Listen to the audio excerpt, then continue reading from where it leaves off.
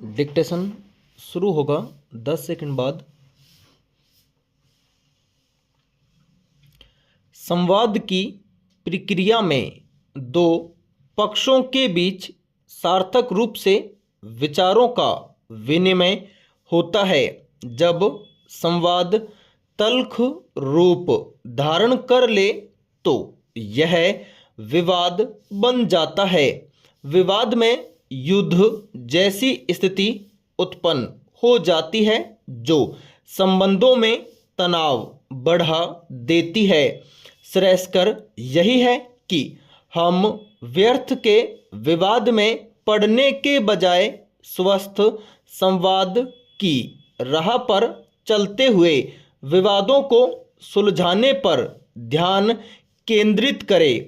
इससे आत्मिक शांति तो प्राप्त होगी ही, आपके मूल्यवान समय एवं ऊर्जा का भी अपव्यय नहीं होगा।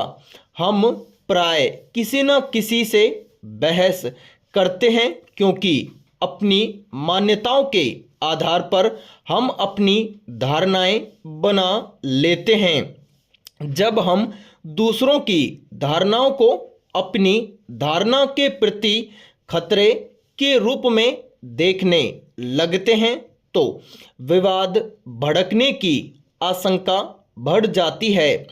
इतिहास साक्षी है कि विश्व में छिड़े बड़े बड़े युद्धों के पीछे विचारों में मतभेद और मान्यताओं का संघर्ष एक प्रमुख कारण रहा। इसलिए अपना दृष्टिकोण रखते हुए दूसरों के विचारों के प्रति सहिष्णु बने रहना ही उचित है। इसके लिए साहस एवं धैर्य की आवश्यकता है, क्योंकि बहस करके तो हर कोई अपना स्तर दिखा देता है, किंतु सबके विचारों को स्वीकार करके आवश्यकता पड़ने पर अपनी भूमिका में अपेक्षित बदलाव एक समझदार व्यक्ति ही कर सकता है।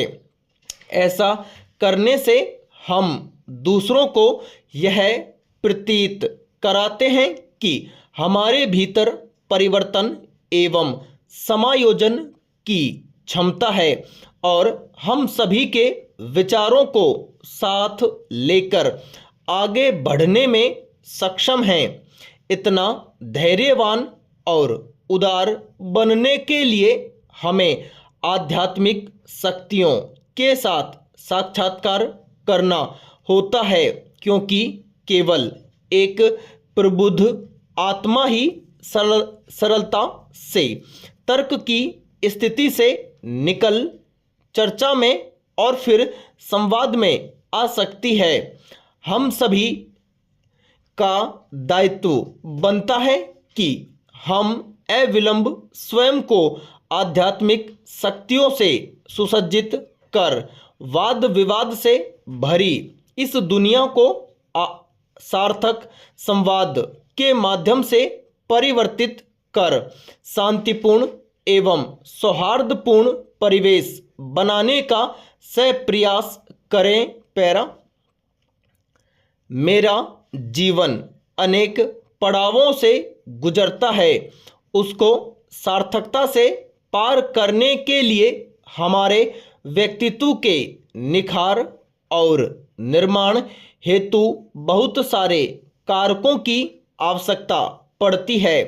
अगर कहीं भी व्यक्तित्व की नींव ढीली हुई तो हम जीवन के संघर्षों का मुकाबला उतनी मजबूती से नहीं कर पाते हैं। प्रत्येक व्यक्ति में कुछ न कुछ विशेष गुण या विशेषताएं होती हैं। अपने गुणों और विशेषताओं के कारण ही प्रत्येक व्यक्ति एक दूसरे से भिन्न होता है। व्यक्तित्व नवनिर्माण के लिए अन्य बातों के अलावा अनुभव, धीरज, व्यवहार और विवेक मुख्य रूप से महत्वपूर्ण भूमिका अदा करते हैं। व्यक्ति के इन गुणों का मिला जुला संयोजन व्यक्तित्व कहलाता है।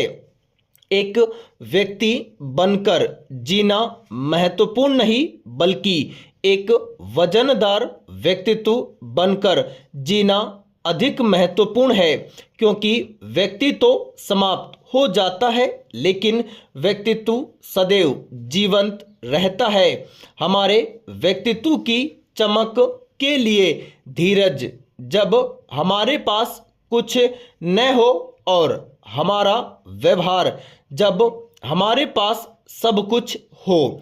हम सूरज की कद्र उसकी ऊंचाई के कारण नहीं करते, बल्कि उसकी उपयोगिता के कारण करते हैं। सबसे पहले जो दूसरे के संपर्क में आता है वह व्यक्तित्व है, भीतरी गुण तो बाद की वस्तु है। जिंदगी में शख्स बनकर नहीं, बल्कि शख्सियत बनकर जिया जाए, क्योंकि शख्स एक दिन विदा हो जाएगा, मगर शख्सियत हमेशा जिंदा रहती है। पत्थर भी उसी पेड़ पर फेंके जाते हैं जो फलों से लदा होता है। किसी को सूखे पेड़ पर शायद ही कोई पत्थर फेंकते देखा गया हो। विचार और व्यवहार बगीचे के वे फूल हैं जो व्यक्तित्व को महकाते हैं। हमारा व्यक्तित्व जैसा होगा वैसा ही दुनिया का नक्शा बनाएंगे। महान आदमी वे होते हैं जो पहले कभी न सोचे गए और न किए गए काम को अंजाम देने में निरंतर जुटे रहते हैं। कहा जाता है कि बुद्धिमान मनुष्य अपने अनुभवों से सीखता है, जबकि अधिक बुद्धिमान दूसरों के अनुभवों से सीखता है।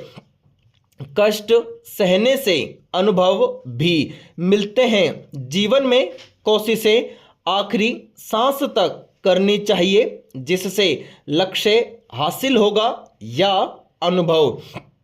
मनुष्य के अनुभव को रास्ते का प्रकाश माना जाता है।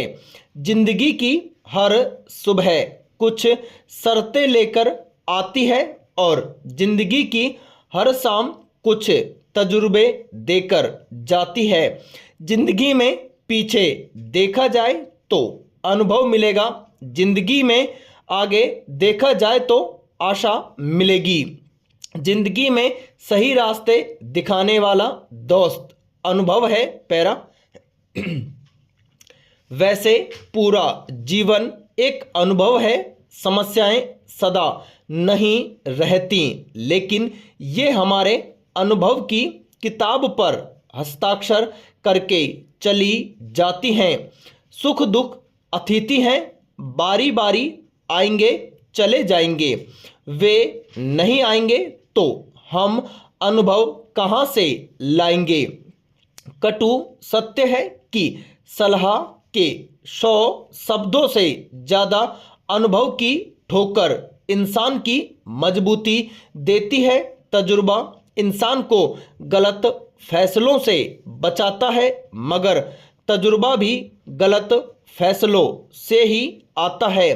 तजुर्बा अच्छा है अगर उसका अधिक मूल्य न चुकाना पड़े। अच्छे फैसले अनुभव से आते हैं, लेकिन बुरे फैसलों से अनुभव आता है। इसलिए पछताना नहीं चाहिए, बल्कि अपनी गलतियों से सबक लेकर आगे बढ़ जाना चाहिए। अनुभव कहता है कि अगर मेहनत आदत बन जाए तो कामयाबी मुकद्दर बन जाती है। अनुभव के लिए मूल्य चुकाना पड़ सकता है, पर जो शिक्षा मिलती है वह और कहीं नहीं मिलती। अनुभव सच में एक बेहतरीन स्कूल है, बस कमबख्त फीस बहुत लेता है। हमारे समाज में कई ऐसे लोग हैं जो दूसरों को तोड़ते हैं। उदाहरण के तौर पर किसी भी परीक्षा में फेल होने पर कोई भी साहस नहीं बंधाता, बल्कि भावनात्मक रूप से तोड़ा जाता है। इसकी जड़ से उपजी मनोदशा की वजह से भी हमारे समाज में विभिन्न प्रकार की दुखद घटनाएं हो जाती हैं। वहीं अच्छे काम को प्रोत्साहित करना तो दूर, उन्हें बधाई देने वाले लोगों की भी इस समाज में कमी है।